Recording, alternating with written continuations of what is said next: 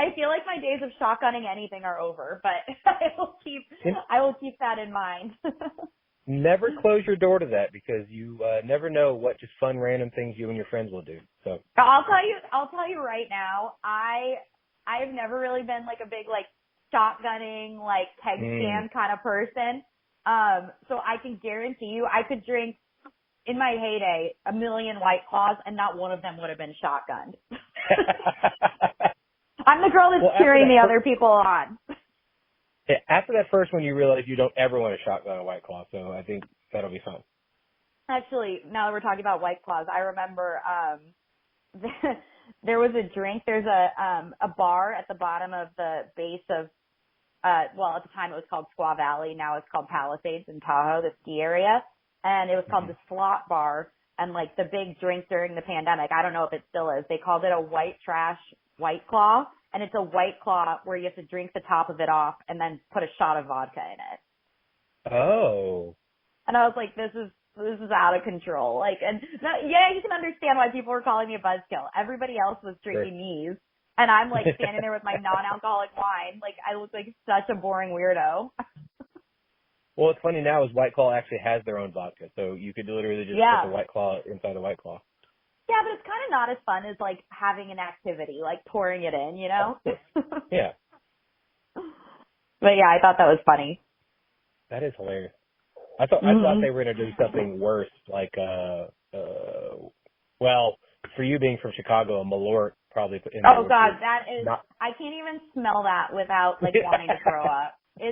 But again, you know what? I do have a soft spot in my heart for it because it is so Chicago. It is. I've never actually had it in Chicago. Anytime I've ever had it was outside of Chicago, which is the most ironic thing about it. Yeah, you got to go to Chicago and try it. It really hits different. Is it somehow better? Because I doubt it. I think it's better because the dive bars smell so bad, but like bad in a good way, that you're getting that like dive bar. Like there's bars in Chicago still that have carpet. Like you got to do it in Chicago. So I think like that musty smell and like it smells like old carpet that's had like snow melted and dried on top of it for like 70 years, like plus the Malort, like that is just a unique experience. You are painting a word picture that I can smell also, and I can't wait. I'm telling you, it's great. It reminds me of some good times and some not good times. Well, we've all got to have those at a dive bar at some point. I mean, dive bars are my favorite thing, like that's my favorite type of place to drink and socialize. So yeah, I mean, I have a soft spot for dive bars. I think that's also the Chicago person in me. I love dive bars. There's a whole road in Arlington that is all dive bars, and it's the best. Really? Yeah. Oh, that's awesome. Yeah, actually, now that we're talking about it, I've never actually brought this up to anyone before. Nobody knows because our new packaging isn't out yet, but on our new boxes, because we just went through a rebrand and they're coming out in a little less than a month. There's little coordinates all in different places on the box, and those are the coordinates of my favorite dive bars all over the country. That is awesome. Yeah, so it's just kind of like a little like Easter egg. If people ever look it up, they'll find out like, oh, that one's in Boston, that one's in Chicago, that one's in Key West. Like I also lived in Key West during the pandemic, so I've got them all covered. How amazing was Key West during the pandemic? Okay. I don't think there are words in the English language to convey the awesomeness of Key West during the pandemic. It was sick. So what happened was, that was where I went before Tahoe. So it was like May and my friends and I were getting like a little bit antsy at our parents' house, and it was becoming very clear that things weren't ending anytime soon. So they were all still in New York, and we just kind of were like, well, where can we rent a house that's like warm, that we can be outside all the time? And Key West, I'd always wanted to go there. I'd never been there before. And I don't know why it popped into my head, but I'm also a big reader, and like Ernest Hemingway lives there and Judy Blume has a house there. And so I was like, let's go to Key West. So some friends from New York and I fly to Key West. And by the way, our flight was like one of the last flights that they let land before shutting off. Like you could only leave basically. What? Because there was no COVID there. So it's an island, and they were like, oh, we don't want, this is going to be a disaster if COVID comes here. So, like, they basically shut off the in and out off the island, like, 3 or 4 days after we got there. So there was no COVID on the island, which you can imagine how crazy this was, because there were also no tourists. So they had been preparing on the island for, like, you know, it was summer. So they were preparing for, like, lots of people to come. They had so much alcohol and food that they had to discount. Like, you could get, like, a lobster for, like, $5, or, like, or every drink was, like, the pandemic special, and they had, like, the top shelf liquor for, like, $3. So, I mean, I'm not going to lie.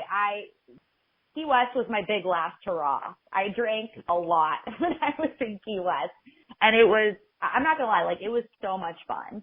And after that, I was just like, okay, I gotta rein it in here. But yeah, it was such a blast. Like, there's really nobody drives. We were just riding bikes and walking, and all the pools and all the hotels were open for anyone to use. It was so much fun.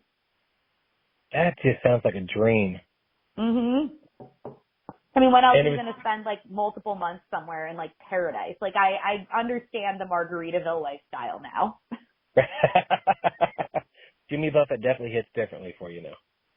Oh, I fully understand. Like, I feel so lucky. You know, I felt guilty at the time. I didn't talk about this with anyone at the time, because obviously the pandemic was so tragic and sad for so many people. But I'll be honest, like, pandemic was like, I had some of the best times of my life during the pandemic. I mean, I was working remotely. I got to live 2 different lifestyles that I'd always been curious about, like the beach bum thing and, like, the ski bum thing. And yeah, it was kind of like a really unique, magical time.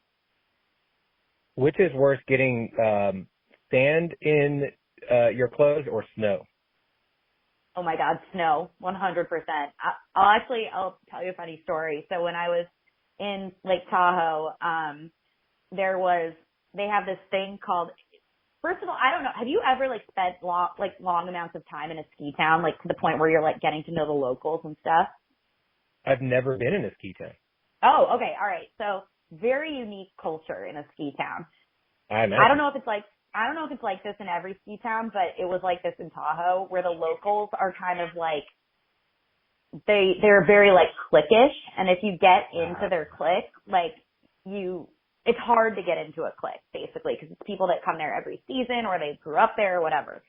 I managed to, because I was there living there, so I managed to make friends with some people, and I got invited to this event called Freezing Man, which is like Burning Man, but in the snow. So first of all, I'd never been to Burning Man. I'm not really, like, a Burning Man kind of person, but I was trying to make friends and, like, whatever. It was outside. I was like, sure, why not? All right. Here's the first thing that happens at Freezing Man. They tell you, they don't even give you, like, a location. Keep in mind, I just moved out of New York City. I'm from Chicago. I don't know, and I'm not a nature girl by, practice. They give you coordinates, okay, to meet people. I don't know how to find coordinates. Like, what? So I show up, like, drive to the spot where you, like, leave your car, and all these people are getting out, and they've got, like, snowshoes and, like, cross-country skis and, like, equipment and stuff. I'm standing there in my, like, snow, like, my like, extra warm Vans. Okay, so, like, I'm not prepared to walk through 4 feet of snow into the forest. So by the time some girl lent me her snowshoes, but, like, they kind of weren't really fitting on, and, like, I just gave up after a while. I was freezing by the time I got to this place, which was probably like a mile and a half into the forest. What? A mile and a half walking through 4 feet of snow, you are sweating to death. You are thinking death is imminent. So not only am I in this place, I have to take off my shoes because I'm going to get frostbite on my feet if I don't take off my shoes. And so I have to, like, this place was so cool. They did, like, they dug out the snow. So it was like this giant bowl, basically, with, like, a huge bonfire in the middle. And there were, like, slides that you could slide down into the snow and stuff. Oh, and talk about so much alcohol and, like, so many drugs. But, and at this point I'm not drinking. So I'm, like, dead sober. So this is just, like, I'm losing my mind. Like, this is crazy. I'm not used to this, whatever. I had to borrow some random person's extra pair of boots because, of course, when you're a person that lives in a ski town, you know to, like, bring extra clothes and boots. Of course, I didn't. Walking around in boots, some guy's boots that are, like, 10 sizes too big for me. I lasted probably a couple hours because I didn't want to be like a wimp, but I lasted like a couple hours before I was like, I got to get out of here. I actually thought that I was going to die on the way back. If there hadn't been people to like walk me back, I 100% would have, because I don't know how to navigate out of a forest. Like, we're literally walking through a forest. So yeah, and by the time I got out, I was head to toe wet with snow. My feet were like almost frostbitten. So to answer your question, snow is a million times worse. You can see how people freeze to death. Like, I understand now. Yeah, I mean, I don't know how to ski, obviously, but I'm not a fan of cold. Like, I would move to Colorado, but it gets really cold there, and I don't want any part of that. So, yeah. like, I don't like it when it gets below even 55 here in Texas, which recently at night it's been down to like 30s and 40s. I'm like, get this out of here. No, I'm in North Texas for a reason. Like, I'm supposed to be hot all the time. You warm weather people, you are so spoiled. Like, I'm obviously grew up in Chicago. I'm used to the cold temperatures. I can deal with it if I have the right, like, coat and, I know that I can walk into a building with heating at some point. But yeah, that actually is one time that I was so thankful that I was sober, because I would imagine that if you were, when you drink a lot, you don't feel the cold as bad. Yeah, your blood. And I was like, thank God I haven't been drinking, because I might have just like fallen asleep in the snow, and that would have been the end of me, There would have been never a buzzkill. We wouldn't be having a conversation. Yeah. Exactly. Wow. Well, I'm glad you made it out. Me too. Yeah. Well, let's go to you talked about you guys rebranded. So you guys have already rebranded your logo and your artwork. Coming from a marketing background, how important do you feel it is to keep your product fresh versus allowing people to become used to a certain logo or artwork? So that's actually a great question. I actually got very positive feedback on the first logo, and branding. There were some things that I didn't like about it. Certain, like, some people were a little bit confused by like the bee logo, and they thought it had something to do with honey, like a whiskey product or something. I don't know, but I got it. So, and there were other things on the packaging, mostly like tonal things that I'd been trying to get the product out really, we've been dragging on and on with a lot of the formulation process and the design process. And I was like, we just need to get something out. So I made some decisions very quickly, and that was fine. That was good to get the product out, and just, move forward. When I finally had a little bit of time to breathe and think about it, I'm like, there's a lot of stuff I want to change on here. So for me, the rebrand wasn't so much about becoming, keeping up with like design trends or anything, because frankly, like, both designs go against the design trends that are happening right now, which are like very minimalist. Neither look was minimalist at all. But it was mainly just like my personal taste. But as far as like people getting used to a brand, we're getting wide distribution in 2024. And so 2023 was really like our first year of like selling, into independent markets and restaurants and bars and everything. So a good number of people saw the brand and got used to it, but not so many that it became like we certainly aren't like Bud Light. So it's not like everybody knows the brand. It's still a small brand. So I wanted to rebrand before we got to that point. So basically, like, I didn't want people to get used to that first logo and then be like, what the hell?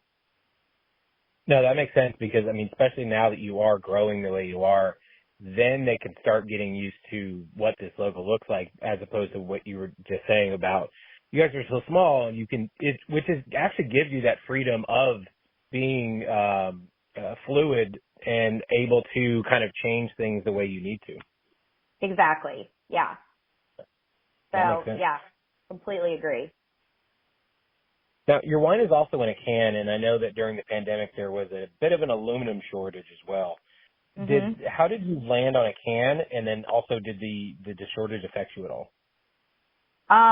So we landed on a can. That was actually one of the things that I was so going back and forth